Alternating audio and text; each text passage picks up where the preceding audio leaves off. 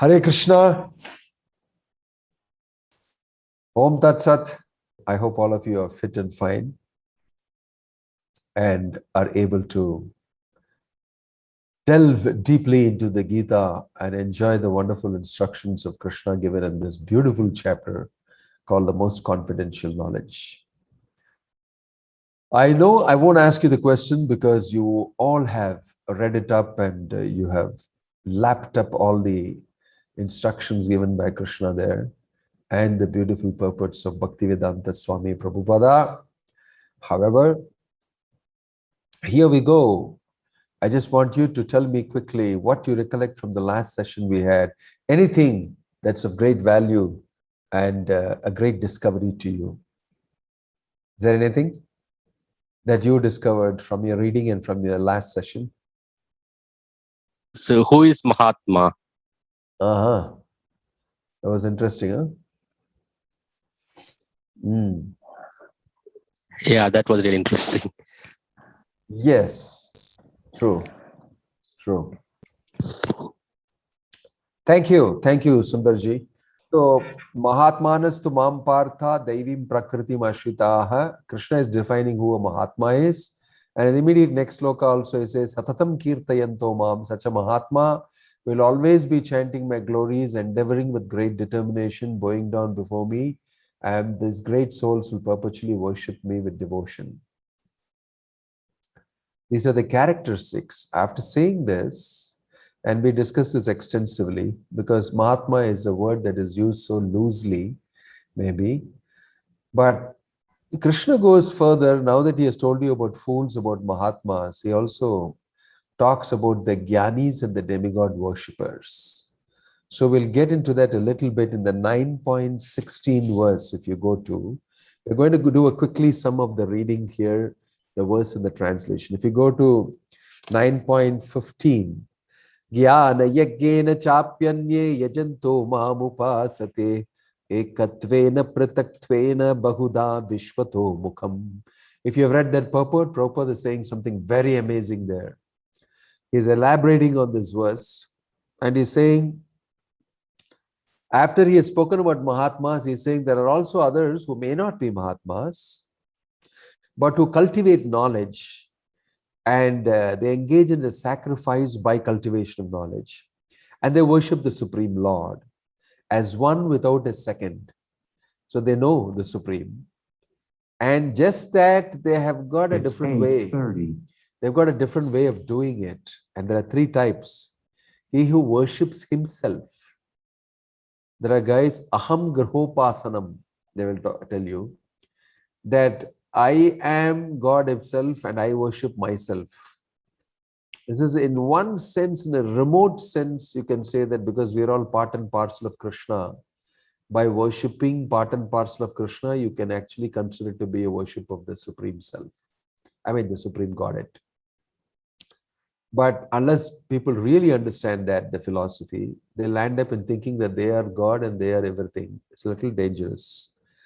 But you will see that then there are those who concoct some forms of the Lord and then those who worship the Vishwarupa form. Three. But Prabhupada is saying here that this is the lowest form is the one who thinks that he is God and he is himself God and worships himself as God. And that's very common. And these are Gyanis who cultivate a lot of knowledge and come to the conclusion that I am as good as God. In one vague sense, it is true, but mostly that sense is not the sense that is understood. And they tend to slowly think that I am God. So you will see a lot of people speak about this. Aham grhopasanam, upasana of aham, myself. That is something I thought I will highlight to you. The Gyanis means those who simply cultivate knowledge without bhakti and are so much interested in gaining intellectual information. They land up actually in this position. That's why Krishna is saying all these things. He's spoken about the Mudha, the complete fool, and the real Mahatma.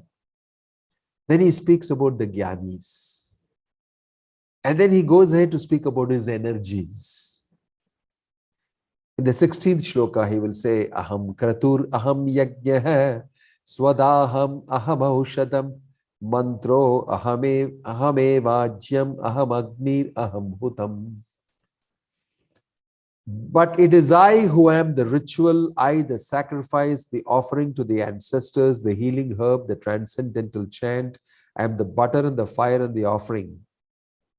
Everything about a yajna, the butter, the fire, the offering, the ritual, the person, and everything together, it is me who has expanded like that. In other words, when you perform a sacrifice for your purification, you are actually directly in touch with Krishna and his energy. Right?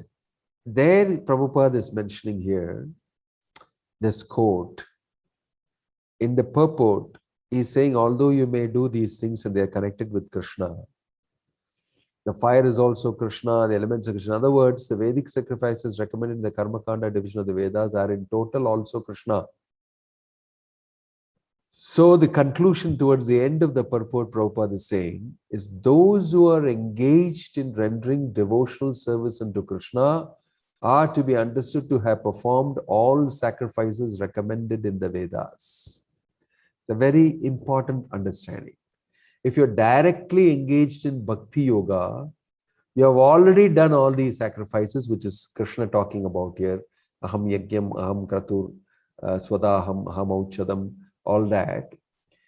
Those who are directly in the fire of Bhakti Yoga, in devotional service to Krishna, chanting Krishna's names, worshipping Krishna's form, eating Krishna prasadam, associating with devotees, reading Bhagavad Gita, Bhagavad together, and accomplishing something for Krishna as his service by talking Bhagavad Gita to others, by selling a Bhagavad Gita or gifting a Bhagavad Gita to somebody, helping the printing of the Bhagavad Gita, or having a seminar on Bhagavad Gita and helping somebody to have this thing. You, in some way or the other, involved in devotional service, right?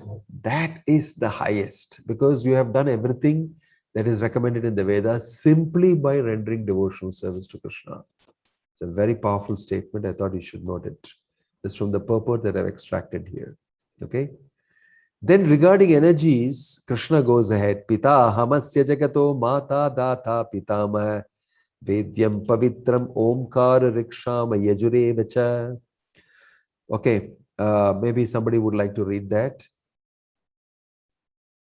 Who likes to read that? So, Dr. Sudha Natarajan, would you like to read that? Translation to 17.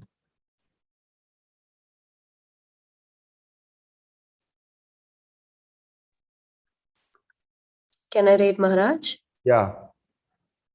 Krishna is the original source of creation and the ultimate rest after annihilation. Krishna, therefore, the eternal cause of all causes. To approach the different energies of Krishna is to approach Krishna indirectly. One should directly approach Krishna for that will save time and energy. Hare Krishna, Maharaj. Yes. So, one thing is to know Krishna and his energies is very elaborately described also in the 13th chapter we will come to. But here the extract says, everything, the foundation is Krishna, is the cause of all causes. So you must understand, a person who is Krishna conscious will see all the energies of Krishna as not different from Krishna. Right? This is one important thing. Like anything and everything, he will see it in connection with Krishna. I want to talk to you about this specifically. Just look at it. The world we see materially, and we get entangled because we see everything as something that I can possess and enjoy and control. The moment you start seeing it like something that you can enjoy and control, you will immediately see it materially. But the moment you see it as belonging to Krishna and to be used in the service of Krishna, then you are Krishna conscious. So look at the consciousness of everybody mostly in this world is, what I can get out of this, how I can use this for my material pleasure, how I can possess this, how I can control this. There'll be the first programming thought that's inside you. Default program. Material life means seeing the energy of Krishna for your gratification.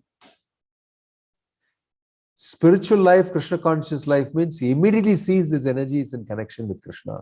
Isavashamidam sarvam yatkincha jagatyam jagat tena tyaktena bhunjita magrida kasya swittanam. Seeing everything in connection with Krishna and using everything in the service of Krishna only, that is Krishna consciousness. I am speaking about Isopanishad's first shloka. Isavashyam idam sarvam. Everything belongs to Krishna. I am not the proprietor of anything. So you may have children, you start looking at your children as actually Krishna is their real father. Krishna is the real possessor. I'm just a custodian temporarily. So I must look after them and association. I must give them Krishna consciousness. It's my duty. So if you look at a wonderful, house you have, a property you have, a person will immediately acknowledge by the mercy of Krishna, by his energies, I am a possessor of this. And he has given it to me for use in his service. Right? Anytime he can take it from me. This is the way a devotee would look at any possession he has, material possession. Instantly, you don't have to tell him and make him do it. He will instantly look at it like that. Why? Because of love of Krishna. Just like, as soon as the child sees the car, you immediately be reminded of the father. Child sees the car, father will come in the car, father will take me in the car, I know this car. He knows its connection with the father. He gets excited when he sees the car. Why? Father is going to step out of it. He sees the car in connection with the father and gets excited. Similarly, if the son sees mother's sari drying outside, mother is inside, you get excited. And I'm going to go and meet her. And I go and hug her immediately, run into her arms. Because she is there. I see mother's shoe is immediately, I'm just coming back from school and I just, greet my mom at home. And you'll see the mom will open both her hands and say, oh, you come back from school. And the child will smile like nothing and run into her arms. The relationship is based on mother and child. And for the child, everything is like, all security is mother. And so for anything happens, he'll immediately scream, Ma, where are you? So you can see a child is in full consciousness of the mother. And the mother constantly provides that assurance, I'm here with you. Anything that happens to you, I'll provide protection for you. Right? So that is out of love and attachment. Similarly, the devotee of the Lord, who completely believes in the Lord and sees the Lord and is under his protection, will see all his energies in connection with Krishna. He will not see this is something for me to enjoy. He will only see it in connection with the Lord. So this is a very important thing to understand about energy of the Lord and the Lord. They are not both the same, actually speaking, but they are both the same in the sense that they are both transcendental. The Lord is a supreme person and his energies coming from him are also absolute and spiritual. Okay, so this consciousness is called Krishna consciousness. That's why Prabhupada, anytime he was offered anything, he will look at how to use this in spreading the Krishna consciousness mission. Actually, he gave a lecture in a place where a very famous sadhu is known to have rejected when somebody came and gave him money to test him. I don't want to name the person, but he's very famous, very well known. So in North India it is, so Prabhupada was called there to speak in that association. He was on the stage and he was speaking. And the story is that in that place, there was a big amount of money offered to that sadhu long back who spoke there. And he immediately said, take it away from me. I reject it. I don't want anything to do with money. Money and women and all that. I don't know. I should do that. Oh, get it away. Like that, he acted.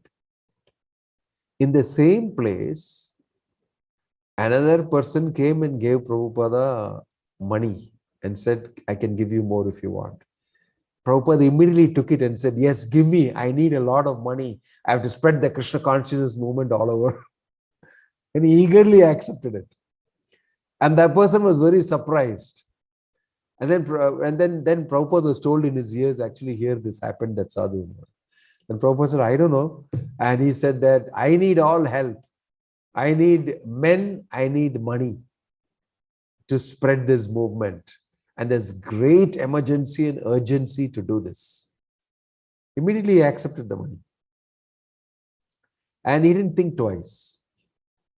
So for a devotee accepting any material wealth, material facility, material this thing, he knows how to use it immediately in Krishna's service without getting entangled. Right? So a devotee can see the energy of the Lord and use it in the service of the Lord. A materialist will see the energy of the Lord without the Lord in a standalone way and then try to exploit it and use it. You can see the way scientists and the industrialists and the businessmen use this world, the natural resources of this world, how they have screwed it up so badly. Climate change is affecting us everywhere, and the future of all the next generation is impaired and endangered to a great extent. And this is a big hot topic in the world. There's deforestation, and there is a problem with climate. There is soil erosion, and there's desertification. There is going to be water in the next 15 years.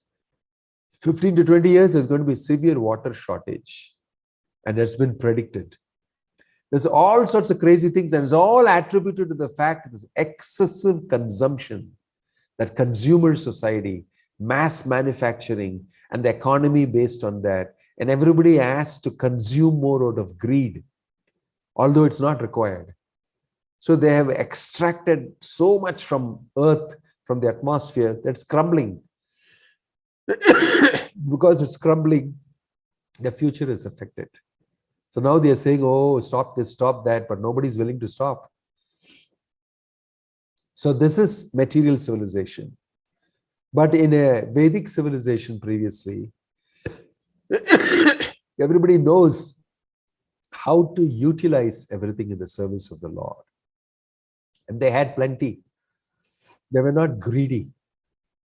They were not like abusing Mother Earth, killing the cows, deforesting, catching all the fishes in the sea and eating them up, or exporting them, prawns and fishes and crabs, and then dumping all the waste into the sea, then creating pollution of the air, of the water, and making it difficult for sea creatures to live.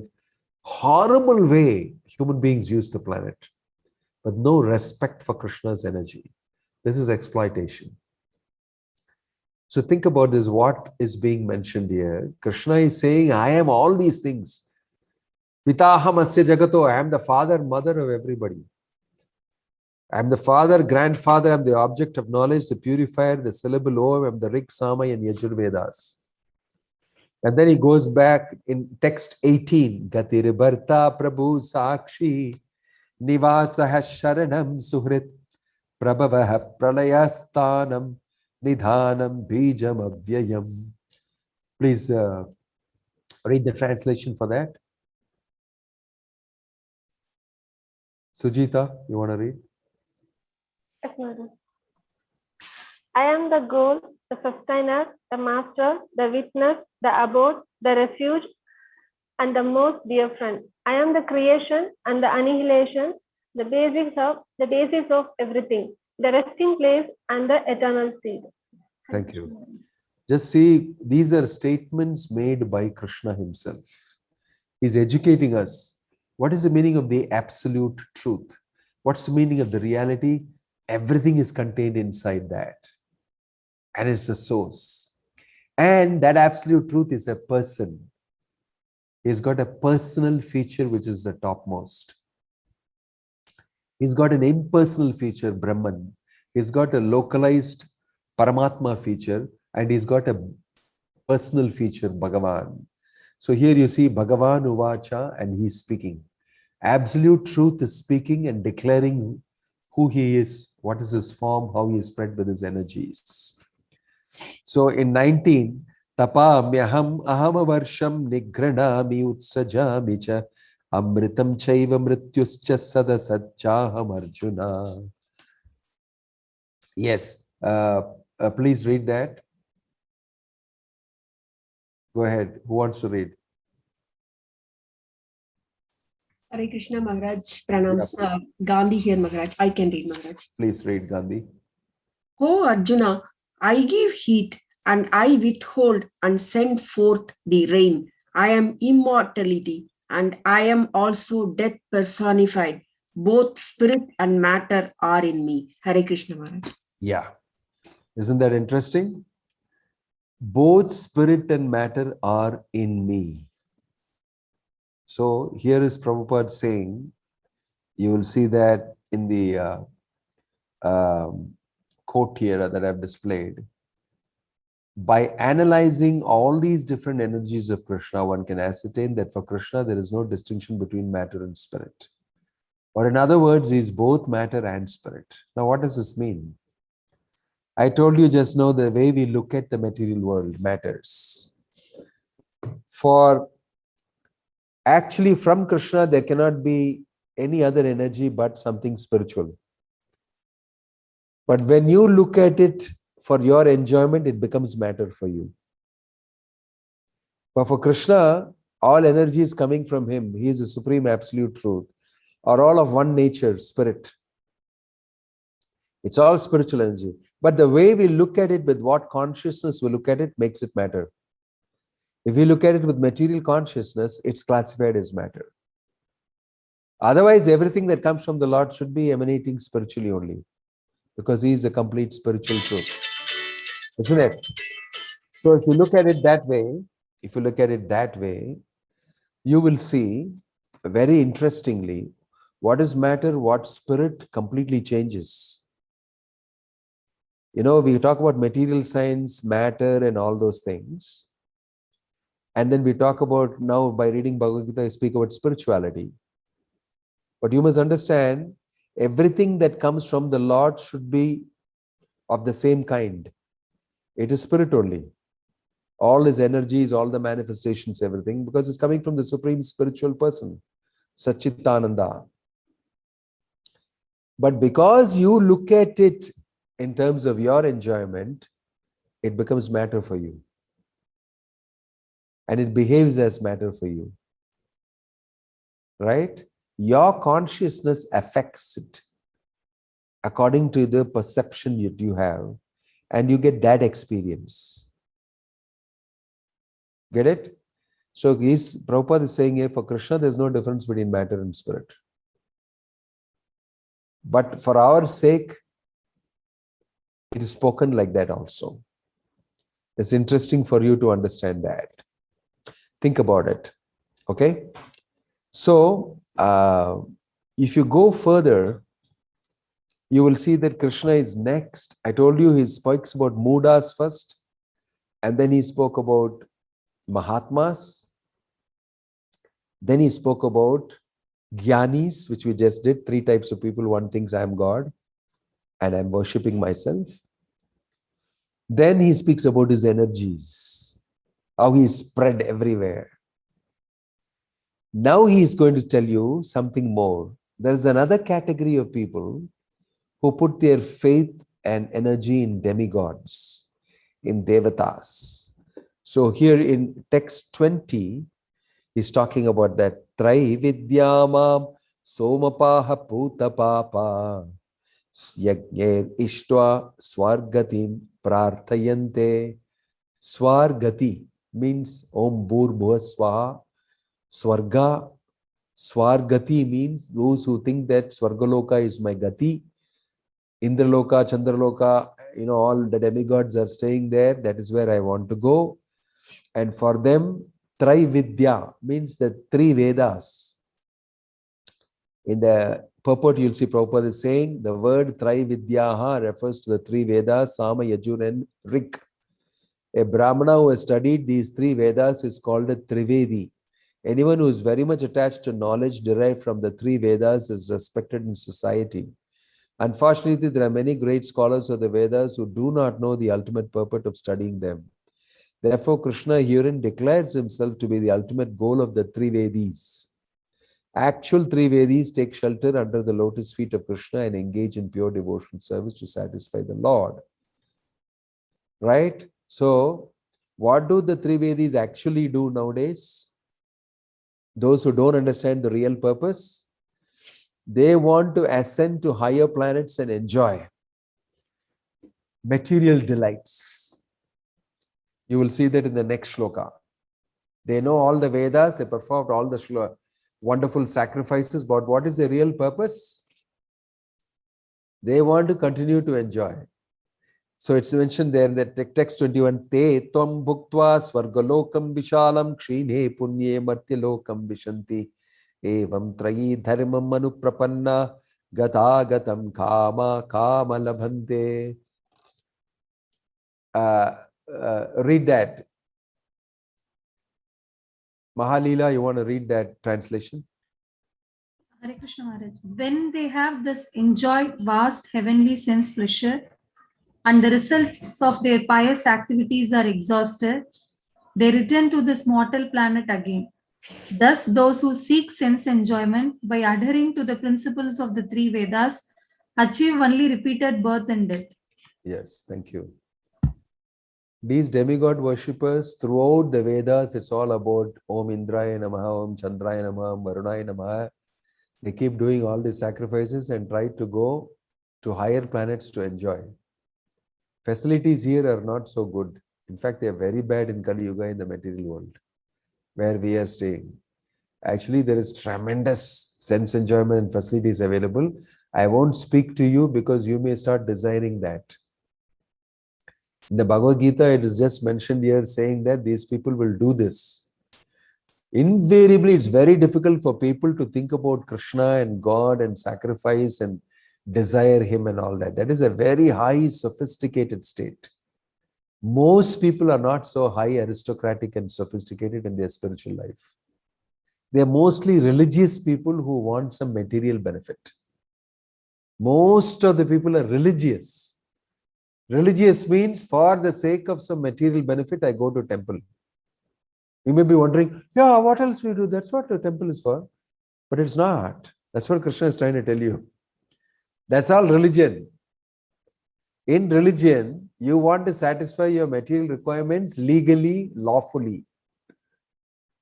And guys who don't go to temple or not religious or anything, they unlawfully try to satisfy themselves. A human being means he must be religious, at least. Is religious, follows the laws of God and enjoys material pleasure according to what is allowed within the boundaries of a civilized human being. That's called a human being. When you cross those boundaries, you become an animal. If you don't live according to religious, moral, ethical codes, you are an animal. That's all. You may be very good at enjoying, you may be very good at possessing, you may have a lot of money, but according to Bhagavad Gita, you are an animal. Because you are not religious, because you don't follow ethical, moral codes according to the instructions given in the scripture. So here, you're being described those people who follow all the rules and regulations and want sense gratification only. That is religion. But he will explain this further. So Krishna is telling these fellows will do yajna, homa and all that and accumulate punya, go to higher places and enjoy like nothing. And then when the bank balance of punya is over, kshine punye martilokam vishanti. Kshine punya means the punya bank balance gets over. Kshine means completed. Dam, they will fall down back to karma bhumi, material earth planet here again. Again they will do yajna, homa, that thing, this thing and accumulate bank balance of piety. And they'll go up again and enjoy.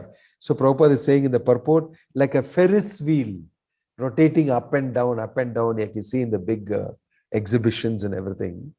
They keep going up and down. So in this sloka, it says, they will achieve only repeated birth and death. And they remain within the material sphere. So lots of demigod temples are there. People go and worship and they do that homa, this yajna, that offering. Very, very popular. If you go to the astrologer, he will tell you, you do Mrityunjaya homam, you do this one, you go to this temple and do that and do this and temple. They're all hands in glove with each other. Right? And you will do that and you will get accumulated piety and benefit. And the end of life, you'll zoom, go up to the higher planets. Exciting, huh? Oh my gosh, I wish I could do that. That's what you're thinking maybe. But what will happen? You'll come down again. Kshine punye. When you finish your bank balance, you'll come down again. But what's the meaning of this? Going up and down, up and down, up and down. If you're an intelligent person, you'll ask that question. That is the jnani you saw earlier in that other shloka mentioned. 3 types of people. I will worship myself. I will worship the Vishwarupa. I will worship another form of the Lord. He stopped doing this Ferris wheel thing and saying something is wrong, Baba, in this. I've been doing it for too long, going up and down. And he starts asking questions. He becomes like that. So there are all sorts of people in this world, right from the fools and rascals who don't recognize Krishna. He spoke about it in the beginning. To Gyanis, to real Mahatmas, highest class. And there are demigod worshippers like this. Okay. Then he's further describing the demigod worship. In between he's adding, but you know, my devotee. In text 22, he says, Ananyas chintayanto mam ye janaha paryupasate te sham nityabhiyuktanam yoga kshemam vahamyaham.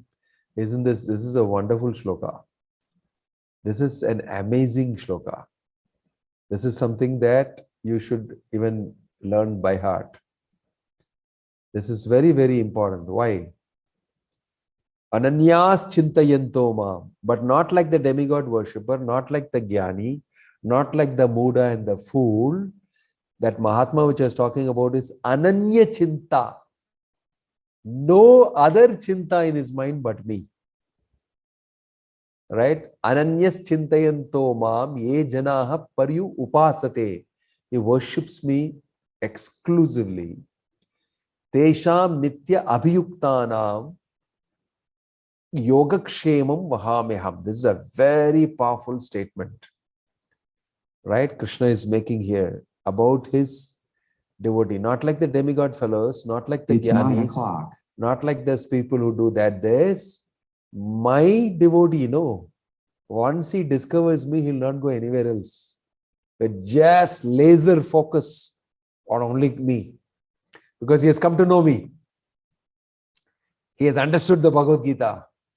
And says, no use, anybody, anything not required.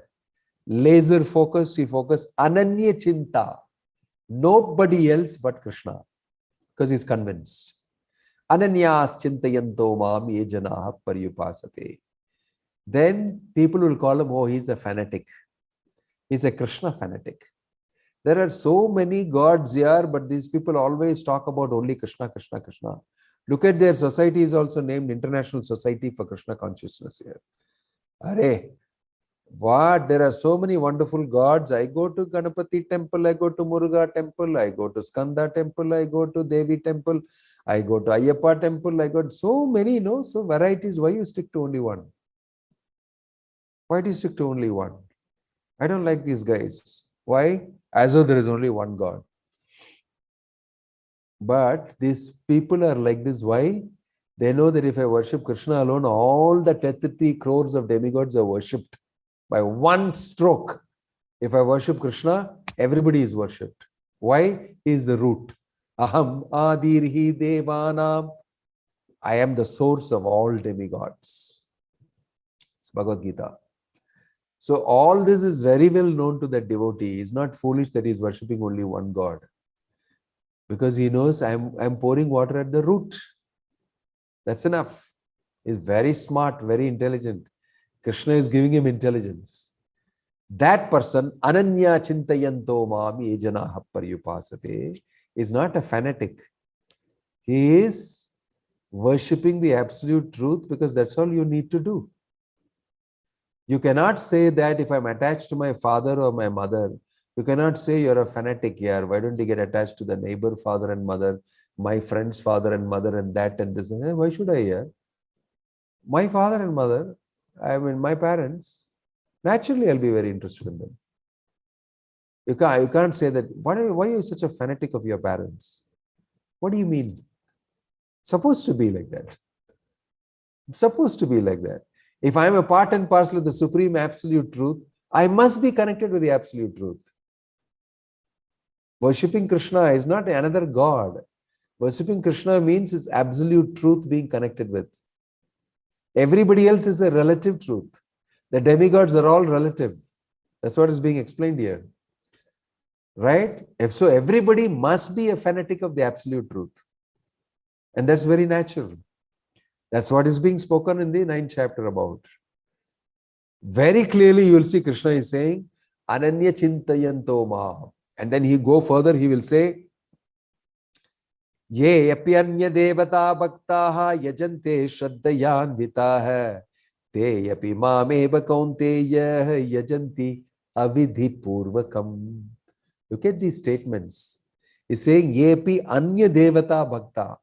Those people who are bhaktas of various demigods, right, who worship them with faith, actually are indirectly worshipping me only. But they're doing it in an improper way. Avidhi purvakam. If you read Bhagavad Gita scrutinizingly, you'll understand what's being mentioned here. He's very clearly saying, don't have to worship the demigods, just worship me. And even if you're worshipping the demigods, you're improperly worshipping me. You're not knowing that, but the demigods don't exist without me. If I don't exist, the demigods don't exist because they are a dependent reality. So if you understand this, you'll directly worship me alone. Right? So remember this avidhi purvakam, imperfect worship of me. If you worship the demigods.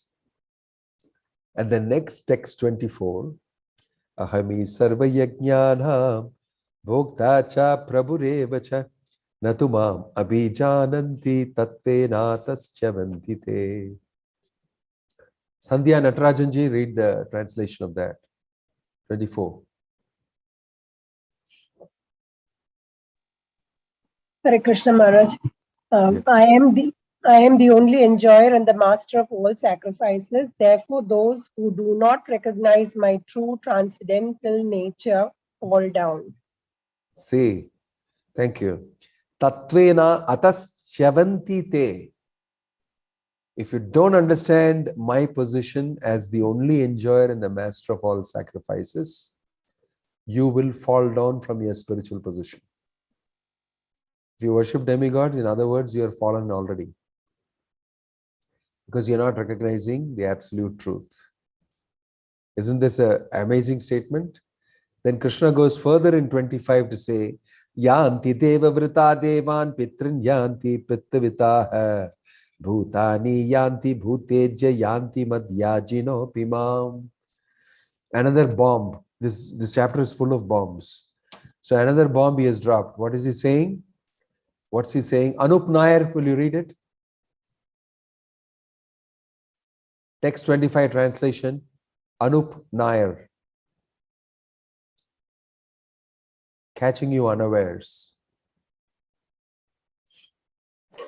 Hare Krishna Prabhu, Maharaj. Yes. Please read the translation of text 25. Those who worship the demigods will take birth among the demigods. Those who worship the ancestors go to the ancestors. Those who worship gods and spirits will take birth among such beings. And those who worship me will live with me. Hare Krishna.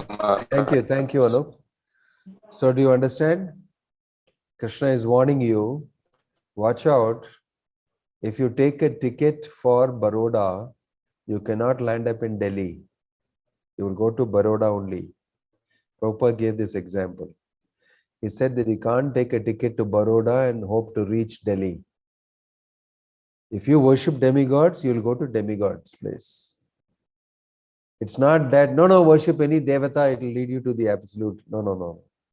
Krishna is making a yanti deva, vrta devan, pitrin yanti prithvitaha, bhutani yanti bhutejya, yanti mad yajino apimam. You worship me only, you will come to my supreme abode. You worship demigods, and if you invest in them, you will go to their place, which is temporary. Right? So, where do you want to go, all of you? After knowing these choices, where do all of you want to go? To enjoy Somarasa in Indraloka? Or to enjoy eternal bliss in Krishna Loka? Or go to my ancestors, my father, my mother, my great-grandfather? Krishna Loka. Krishna Loka, Maharaj. Yes. Loka, Because if you're given a choice and if you're taught by Krishna, that's why you see, laboriously he is teaching you where you should actually put your investment. He's telling you, not in the demigods, not in the duratmas, not with the gyanis, not with that, this, but with me. He's repeatedly saying that here. You have to be a real dense guy not to understand this.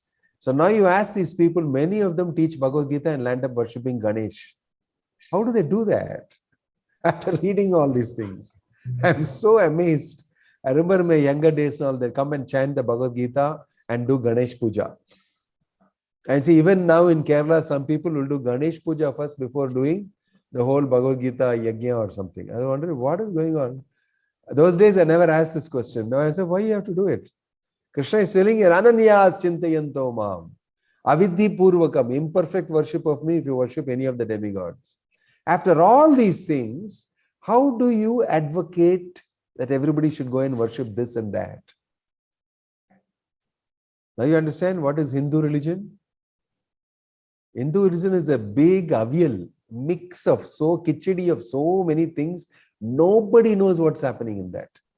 Somebody is jumping, somebody is standing on his head, somebody is skipping, somebody is doing everything and everything goes, and they will say Hinduism is a way of life. No, it is not. Bhagavad Gita is saying it is the way of life. Which one? Ananyas Chintayanto Mam. Otherwise you will fall down. Tatvenatas Chavantite. Isn't it very specific here?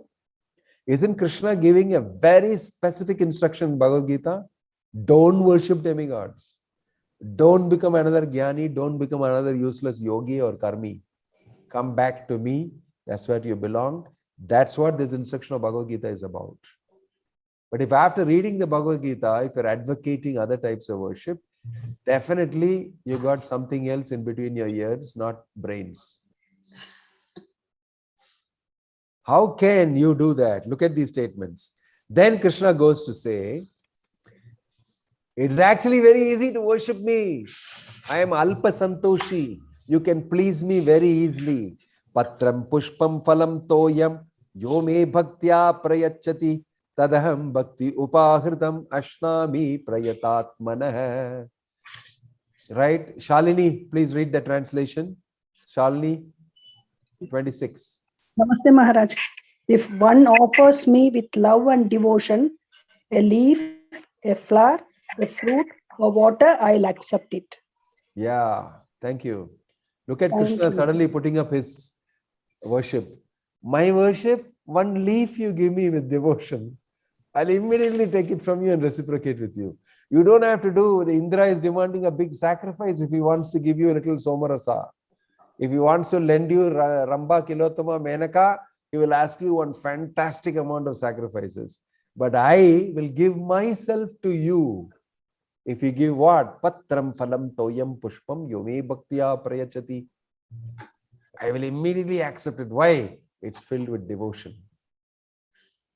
Now can you see who God is? What a wonderful person he is. How he is offering himself, full of love. And he's begging you, please don't do stupid things. Just put your energy on me. And you'll see towards how it builds up. This builds up to such a tempo, this chapter. In the end, in 34, he'll state it, boom, like that. He's bringing all the other things that you do not required. I am supremely powerful. Everything comes from me. All energies come from me. Demigods come from me. My dear child, don't go and stick around anywhere there. It's me who spread as energies, as demigods, as a sacrifice, everything. Why don't you directly put your thing into me? I'm waiting for reciprocating with you. I'm eagerly waiting to connect with you. That's the mood that comes out, right? So Krishna, this is a very beautiful shloka. Patram pushpam phalam toyam yome bhaktya prayachati. So look at 27. Yat karoshi yadashnasi yat juhosi dadasi yat tapasyasi kaunte yat tat kurushva madarpanam. What strong statements. Please, Devaki, Sumukhi. Hare Krishna Maharaj. Whatever you do, whatever you eat, whatever you offer or give away, and whatever austerities you perform, do that, O son of Kunti, as an offering to me. Thank you, Maharaj. Say, thank you. It's a direct statement again. Patram phalam toyam pushpam. So you can do it this way. Whatever you do, whatever you eat, you make it offering to me. This does not mean chicken and mutton, I can put a tulsi on it and offer it to the Lord. That's also sattvic food. This is spoken to civilized people. Aryans. Anarya jushtam asvargyam akirtim karam Arjuna. Already Krishna mentioned. Don't behave like an anarya. Please be like an arya, because I'm giving you all these instructions. Right? So civilized people, this is meant for. And civilized people eat sattvic food. They don't do sinful stuff. They eat fruits, grains, vegetables, everything. So Krishna is sitting here. You please, whatever you do, keep me in the center. Be Krishna conscious. And you will see, you will be able to come back to me. So I will not go beyond this, because there's a lot of stuff to be mentioned here itself. The fact that Krishna is saying Yogakshemam Vahamyam. In LIC, they were using this Yogakshemam Vahamyam. You will see. Here Krishna is saying in that, whatever you have, I will preserve it. And whatever you lack, I will give it to you. For coming to me, becoming my devotee, if it is not, certain material facilities are not there with you, I'll give it to you. It may not be in your horoscope, but still you will get it from me. Why? Because you have decided to come back to me and become my devotee. And what you have, I will preserve it so that you can utilize it in my service. Krishna is saying, if you practice exclusively devotion to me, I will provide all your necessities. Okay. So if you become a devotee of Krishna, you will not suffer materially for your material requirements. Now, we may not believe in this very easily. You may not believe. I often cite that story that is cited for this shloka, Arjunacharya. That, story I think I've told you before, and you must have heard it several times. About how the two children came to the house of Arjunacharya, who had read the shloka and says, I will personally come and give you this. He said, no, personally, I am the one going every day and getting bhiksha and doing all these things. I don't think that happens. Why is Krishna is saying, Tesha Yogakshem Vahami Aham. I myself will do it for you. I myself will look after you personally. I don't think he has done that to me. He thought, this is suddenly he is a little scholarly Brahmana. And he went, when he came back home, his wife said that two boys had come and they gave all these supplies. I cooked a feast for them. And you are such a cruel person, it seems you beat them up. And he said, what nonsense you're talking. I have been thinking about this throughout Ananya's Chintayantoma. And I went bhiksha everywhere. Nobody gave me bhiksha. I came back home saying that today let us fast. And you're telling me you had a big feast and the whole room is filled with, our house is filled with all supplies. What happened? And then she will tell him that 2 boys came and they said that you sent all these gifts, and because they were not able to carry it, you even beat them. And they showed me marks on their back. And they were such beautiful boys, I couldn't resist my affection for them. I cooked up a solid feast and they ate with such boyish appetite. And while going, they also said that actually I be like you better than him. And they left. And they were so attractive that I can't take my remembrance out of them. I'm thinking of them so much. And this husband came to know at that moment that, whoa, Krishna has come. Because I suspected that he will not provide. And he's come and provided. I am the one giving you even the bhiksha every day when you go to beg. I am the one making that arrangement for you. Everything I am involved. And you insulted me by saying this and you underlined that place. If you touch the Gita with any pen, they will tell you and make underlining, because Gita is Krishna himself. You must never do all this underlining with pencil and all that. We never touch. We keep Gita on a nice place and we don't treat it like an ordinary book. So he underlined. It seems that was the mark. And when he, at that moment, realized that I've done a great mistake, he went back to his Bhagavad Gita and saw there's no more underlining. It's been removed after this incident because his faith was established again. So you must know that Krishna is involved in your life every day, every moment. It is just that you're Krishna unconscious. That's all. You must become Krishna conscious. There is no chance of you ever getting to do anything without Krishna's involvement and his sanction and his help. Especially if you're chanting Hare Krishna, reading Bhagavad Gita and have faith and you're worshipping Krishna, it's just your consciousness is very dull. So you don't see the hand of Krishna. He's actually there.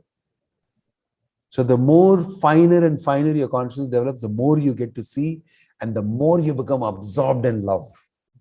My gosh, you came to do like this to me. That Brahmana was broken down and he told his wife, you're much better. You got to see because you have faith and I didn't have it. And you never read the Gita like I did, like a great scholar and all, but you have simple faith because you believe whatever I say. And so he came and gave you darshan, ate out of your hands, but I have to suffer with my doubt. He cursed himself for it. He cursed himself for it. Right? So it's just the difference is she has full faith. He doesn't have. She's a very simple lady. She serves her husband according to whatever need is there and then remembers Krishna. That's all. She's a happy person. So sometimes our simplicity takes us a long distance. Simple people follow Bhagavad Gita very easily. Complicated guys who have great intellectual capacity and all sit and speculate on everything and give their own meanings to it and screw it up nicely. They won't understand finally what it is. Right? So Prabhupada told us that you have simple faith. Even the village man who is not highly educated has got the greatest knowledge. Why? He knows Krishna. This is India. Om Tat Sat.